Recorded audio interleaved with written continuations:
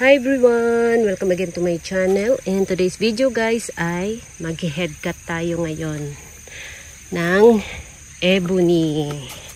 So, yung pangalan niya ay ayan, Super Black Ebony. So, nabili ko siya noong 2021 and then nairipat ko na pala to ng 4 na beses na. So, nabili ko lang to siya ng napakaliit noong 2021. So, siguro ito siya is nabili ko ng ganito lang siya kalaki. Mas maliit dito konti. Ayan. Mas maliit dito konti nung binili ko siya. So, dahil nga hindi ko na alam kung ano yung itsura niya ngayon. Ayan. I-ano natin. I-headcut natin. At mayroon akong dinala dito. Ito.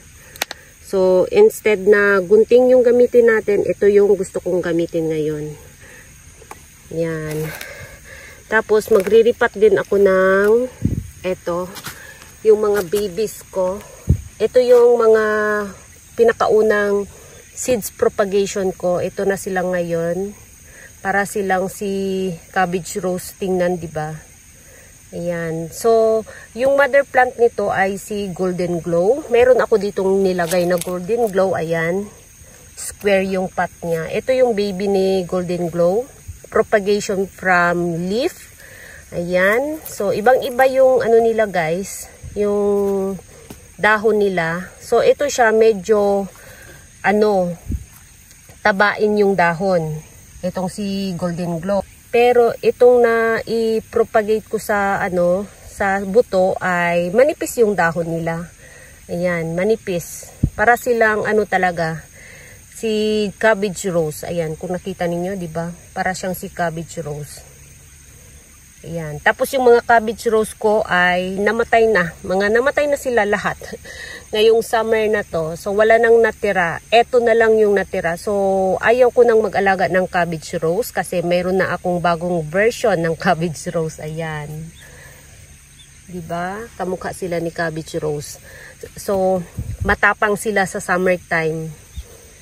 Ayan. Pati yung bulaklak nito ay kamukhang-kamukha ni cabbage rose. Tapos yung iba dito ay mayroon yatang baby. Kasi nung nakaraan na may ilan-ilan dito na tinanggalan ko ng dry leaves. Hindi sila lahat na tinanggalan ko ng dry leaves. Ayan no. May mga dry leaves pa. Hindi sila lahat. Pero mayroon akong tinanggalan na dry leaves na mayroon siyang napakaliit na pimple. So, ini-stop kong magtanggal ng dry leaves. Baka matanggal ko yung baby. So, naisip ko, tanggalin ko na lang yung mga dry leaves kapag niripat ko na sila. So, ngayon, magre-repotting ako neto. At meron na akong ayan, mga yan, potting mix soil ko para sa aking mga succulents. Tapos, ito muna, unahin natin to. Ayan. So, hanapin muna natin kung saan natin siya banda ilagay. Ito. Meron akong tinanggal dito na dahon. Isa. Ayan. O, na. Yun. Natanggal na. Meron ako ditong tinanggal na isang dahon sa ilalim. Kung nakita ninyo, may space dyan. Dyan natin ilagay yung sandali. Ayan. Dito natin ilagay yung ganyan. So, ikot-ikutin lang natin.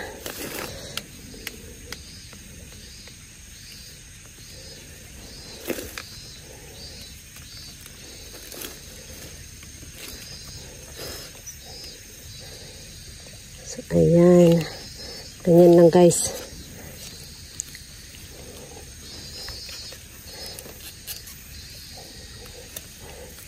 So, ayan. So, ang ginamit ko dito ay yung pamingwit. Ayan. Medyo makapal siya. Yung makapal na variety para hindi siya madaling maputol. Tapos, habang hinihila ninyo, i-ano ninyo yung dahon. Para maano talaga siya doon sa gitna.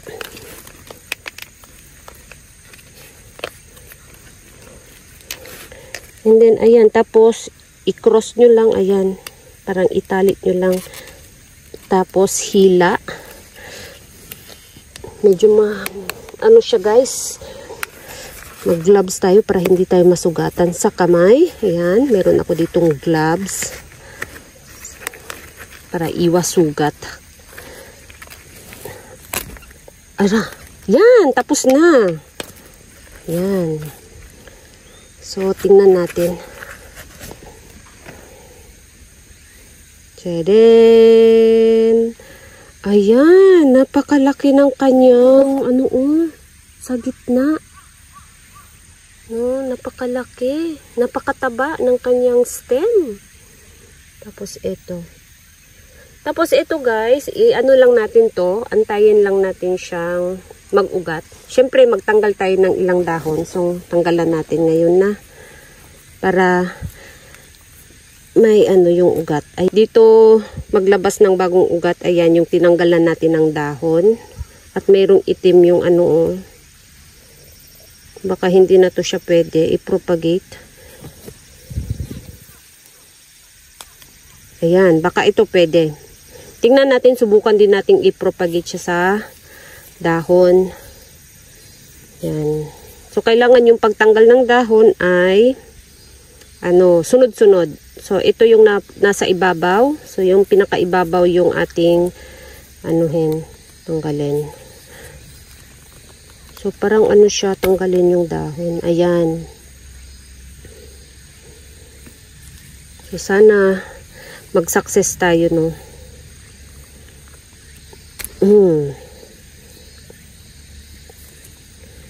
Ayan, tama na to. Ayan. Meron na siyang pwedeng paglabasan ng bagong ugat dyan.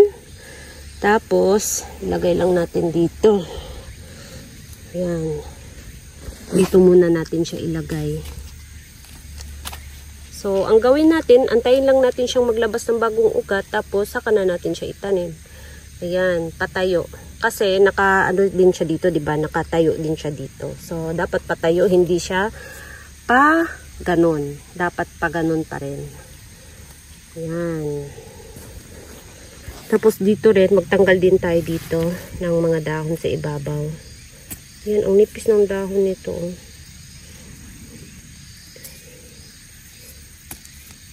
Baka ito pwede pa. So, mayroon tayong mangilan-ngilan na dahon na gawing propagation. Ito, hindi na yata ito pwede.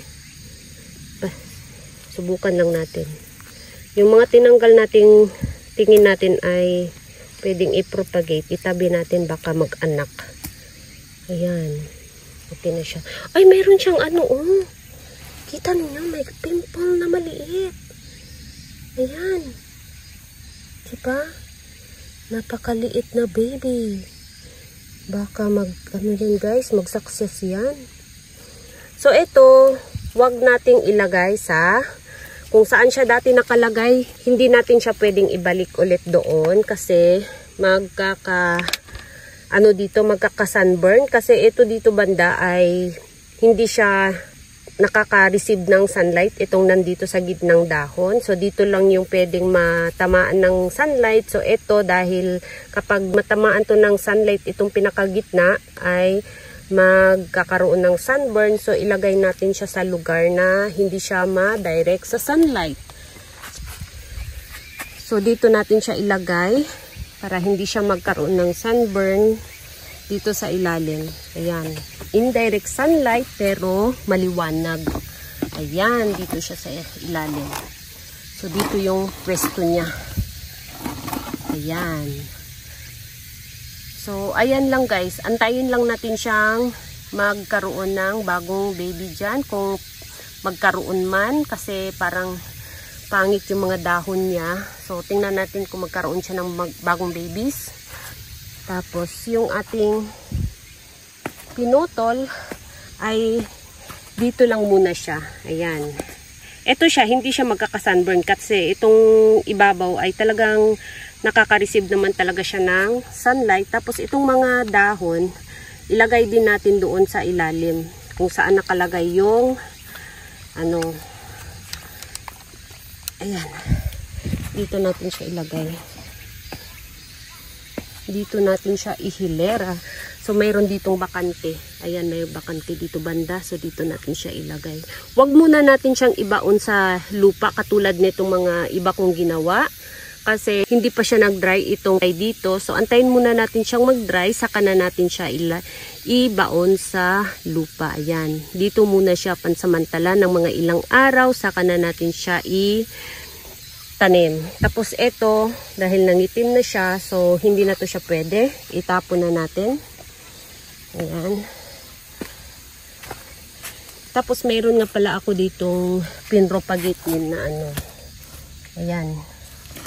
Ebony din to siya. Sinubukan ko siyang i-propagate. Ayan. Wala pa siyang ano. Nangitim lang siya. Pero wala siyang ito rin. Parang mayroong nagpaano parang mayroong nagparamdam dito banda. Ito, wala rin. Wala rin. Wala rin. So, ang gawin natin ngayon ay kuha tayo ng ano. Ito.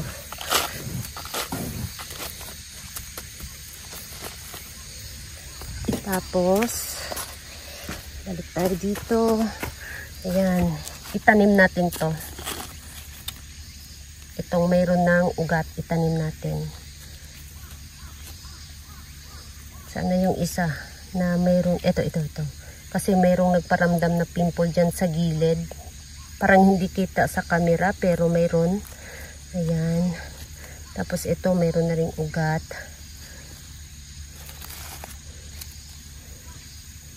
Ito walang ugat. So, piliin natin yung may ugat. Ito may ugat na siya.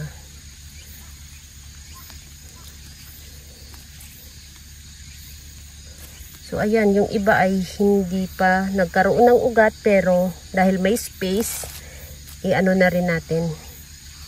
Isingit na rin natin. Ayan. Ito meron. Ayan, merong ugat siya. Lagay natin sa gitna.